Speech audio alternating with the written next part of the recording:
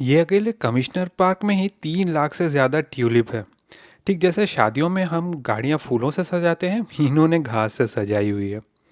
ठीक ऐसे ही बोट को उठा के फिर नीचे करके एक जगह पे लॉक करके फिर डाउनस्ट्रीम भेज दिया जाता है। 1 2 3, दैट्स इट, बस यही करना है। ओके। नमस्कार, कैसे हैं आप सब? ट्रैवलिंग बंगाली फैमिली के थर्ड डे ओटावा पे आप सभी का बहुत सारा वेलकम है। कल हमने देखा पिंक लेक, उसके बाद हम गए थे पार्लियामेंट हाउस और लास्टली सनसेट। आज हम लोग पहले ही देखने जा रहे हैं, हाँ, ट्यूलिप्स। ये ट्यूलिप फेस्टिवल ओटावा के डाउनटाउन में ही होता है और आज यहाँ बहुत बड़ा मेला भी लगा हुआ है। हमने अपना होटल चेकआउट कर ही लिया है, सभी सामान बांध के निकल पड़े हैं। हम लोग पार्क देखेंगे, फिर समय हुआ तो थोड़ा और कुछ अट्रैक्शन देखकर फिर टोरंटो निकल जाएंगे। चलिए पहले तो थोड़ा ट्यूलिप्स देख लेते हैं। ट्यूलिप देखने के रास्ते पे ही पड़ा सोलान वैली। ये हमारे हिमाचल के सोलान वैली जैसा ही दिखता है। यहाँ पीले रंगों के फूल है। ये पूरे ओंटारियो में ही आपको दिख जाएंगे हर जगह स्प्रिंग सीजन में। यहाँ के घास अगर थोड़े लंबे होते ना तो ये DDLJ का एक सीन हो ही सकता था। फ़र्क सिर्फ इतना ही है कि छोटी सी काजुल की शाहरुख खान, यहाँ है उसकी मम्मी। यहाँ ख़त्म होता है सोलान वैली का ट्रिप। यहाँ है चिरू, फिर मनोज, ये है सौम्यजीत, यहाँ पार्था, फिर ये कमल हैं, फिर दीपांजन, और फिर आ रहे हैं हमारे रितोबान। पीछे पीछे आ रही हैं महिला ब्रिगेड। तो पहले हैं रिया, उसके बाद सुतोपा, संजुक्ता, ये है टीना। ओ, सबसे इम्पोर्टेंट मेहमान तो मिस ही हो गया, ये है कट कट। हम पहुंच गए हैं ट्यूलिप गार्डन के एंट्रेंस पे।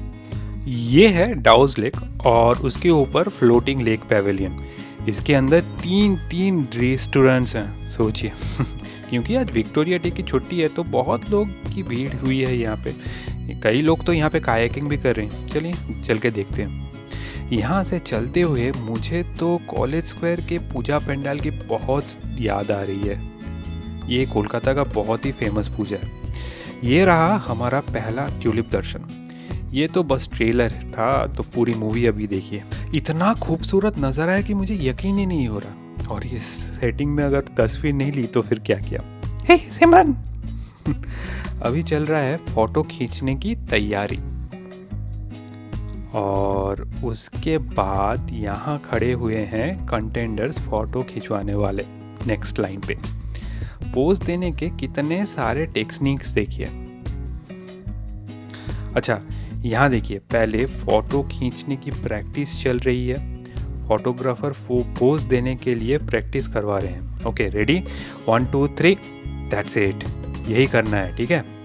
Okay, ready then, 1 2 3। हाँ, अभी ये है सेकंड पोज। बताइए ये कैसे दिख रहा है? ये है दिल्ली चलो पोज।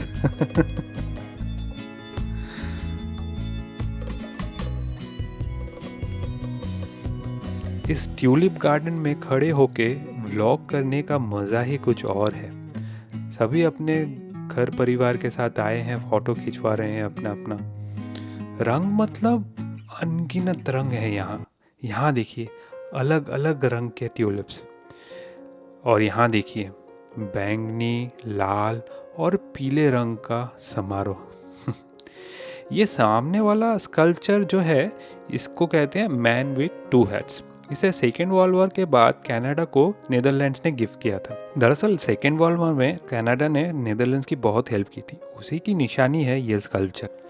बस मैन विथ 2 हेड्स ही नहीं, नीदरलैंड्स ने कनाडा को एक और भी बड़ा उपहार दिया था, वो है ये ट्यूलिप फेस्टिवल। दरअसल वॉर के दौरान कनाडा ने डच रॉयल फैमिली को पनाह दी थी। इसलिए जब वॉर ख़त्म हुई 1945 में, तो नीदरलैंड्स ने कनाडा को 1 लाख से ज़्यादा ट्यूलिप उपहार में दिया। तब से शुरू हुआ है ये ट्यूलिप फेस्टिवल। अच्छा, हमने ग्रीन एनर्जी के बारे में तो सुना ही है, लेकिन आपने कभी ग्रीन कार देखी है? अगर सुना भी है तो ऐसी ग्रीन कार कभी आपने देखी नहीं होगी। तो देखिए, ठीक जैसे हम शादियों में अपनी गाड़ियाँ फूलों से सजाते हैं, वैसे ही इन्होंने घास से ये सजाई हुई है। एनवायरमेंटल अवेयरनेस और वॉलेंटरी डोनेशन के उद्देश्य से ट्यूलिप फेस्टिवल कमेटी का ये प्रयास है। ये कैनेडियन ट्यूलिप फेस्टिवल वर्ल्ड का लार्जेस्ट है। अकेले इस कमिश्नर पार्क में ही 3 लाख से ज़्यादा ट्यूलिप्स बैठाए जाते हैं, जिसको देखने के लिए सालाना 6,50,000 लोग आ जाते हैं। इतने वैरायटी के ट्यूलिप्स देख के आंखें चकाचौंध रह गई। इस रंग बिरंगे ट्यूलिप्स को देखते देखते कब हम कमिश्नर पार्क के अंत तक पहुंच गए पता ही नहीं चला।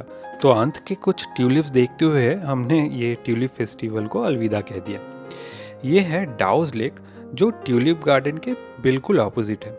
इस लेक के ट्रेल पे सब अपने अपने साइकिल्स को लेकर साइकिलिंग कर रहे हैं। आज का वेदर बहुत खूबसूरत है, तो सब अपने अपने फैमिलीज लेके जैसे भी हो एंजॉय कर रहे हैं। यहाँ शायद DDLJ के कुछ पार्ट्स की शूटिंग तो ज़रूर की गई होगी। तो हमारा ट्यूलिप गार्डन का सफ़र यहीं ख़त्म होता है। अब हम लोग जा रहे हैं पार्किंग की ओर। यहाँ कुट-कुट को मज़े में रखने के लिए टीना और संयुक्ता ने प्लान भी बना लिया। तो हम आ गए हैं अभी रीडू कैनाल लॉक्स पे। यहाँ पे एक अद्भुत चीज़ है। यहाँ क्या होता है कि पानी का 2 लेवल किया हुआ है, जैसे कि किसी डैम पे रहता है। अगर आप ठीक से देखेंगे तो पानी का लेवल इस साइड ऊंचा है और इसके ऑपोजिट साइड नीचा। उस साइड देखिए एक डैम बनाया गया हुआ है। जैसा कि आप देख रहे हैं, पानी के ऐसे कई सारे लेवल्स बने हुए हैं। दरअसल अमेरिकन हमले से बचने के लिए ब्रिटिश ने 19th सेंचुरी को ये सारे डैम्स बनाए हुए थे। तो कैसे काम करते हैं ये लोग? पहले ये बोट्स आकर ऊपर वाले इस पानी के लेवल पे रुकते हैं, फिर लॉक कीपर को ये इशारा करते हैं ये गेट्स खोलने के लिए। फिर यहाँ लॉक कीपर पुलिस को घुमाते हैं और लॉक को थोड़ा सा खोल देते हैं। ऐसे पुलिस दोनों ही साइड में बने हुए हैं। जैसे ही दोनों गेट्स खुलते हैं, ऊपर और नीचे वाले पानी एक समान होने के लिए बहने लगते हैं। जैसे ही पानी का लेवल पूरा एक समान हो जाता है, तो इन दोनों गेट्स को खोल दिया जाता है और बोट्स को इन दोनों गेट्स के बीच में लाया जाता है। उसके बाद फिर पहले डोर को बंद किया जाता है और दूसरे को खोला जाता है। लॉक कीपर ने इस ड्यूटी को टेम्पोरली मुझे और सीरू को दी थी। तो ये सेम प्रोसेस फिर से रिपीट होती है। बोट उतर आती है नीचे के लेवल पे और उसे भेज दिया जाता है डाउनस्ट्रीम में। ये सेम प्रोसेस फिर बोट को नीचे से ऊपर उठाने के लिए भी यूज़ होती है। तो फिर देखा आपने कैसे बोट्स को उठा के फिर नीचे करके फिर लॉक करके डाउनस्ट्रीम भेज दिया जाता है ना? ये एक बहुत ही यूनिक चीज़। तो ये था रीडू कैनाल लॉक्स। ये है ना बहुत खूब एक चीज़। तो हमारा ऑटवा ट्रिप यहीं ख़त्म होता है। अभी हमें टोरंटो के लिए रवाना होना पड़ेगा। ऑलरेडी 3 बज चुके हैं। बीच में और कुछ स्टॉप्स भी नहीं ले पाएंगे शायद, क्योंकि 10 बजे तक हमें घर पहुंचना ही है। तो अभी गाड़ी चला रहे हैं पार्था। मैंने 150 किलोमीटर चला ली है। अभी पार्था की बारी है। ये पार्था गाड़ी चला रहे हैं और पीछे सूता पार्ट तो पूरी फ्लैट है। इधर टीना का चेहरा भी उतरा हुआ है, क्योंकि ठीक ठाक तो लंच हुआ नहीं है। और एक मैडम तो अपने चेहरे को ढकी हुई है, क्योंकि वो बहुत दुखी है, क्योंकि उनके पापा गाड़ी नहीं चला रहे हैं, कोई और गाड़ी चला रहा है इसलिए। ये है ऑन रूट ट्रेंटन। स्नेहा और सुजापा को देख के आप समझ ही गए होंगे कि ठंड बहुत पड़ गई है, इसलिए सबने अपने अपने जैकेट्स पहन लिए। मैंने भी पहना हुआ है, आप देख नहीं पा रहे। चलिए अंदर चलते हैं। एक गाड़ी ऑलरेडी पहुंच गई है, दूसरी आ ही रही है। लंच हमने गाड़ी में ही कर ली थी। यहाँ हमने थोड़े स्नैक्स और टीम की कॉफ़ी ली है। और ज़्यादा देर ना करते हुए हम लोग निकल पड़े टोरंटो की ओर। फिर भी घर पहुँचते पहुँचते 10 बज ही गए। तो हमारा ट्यूलिप दर्शन और ऑटवा का व्लॉग यहीं ख़त्म होता है। आशा है कि आप लोगों को ये वीडियो पसंद आया हुआ होगा।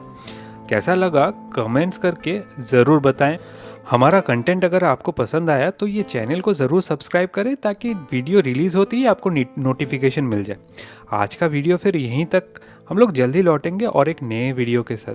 तब तक के लिए टाटा।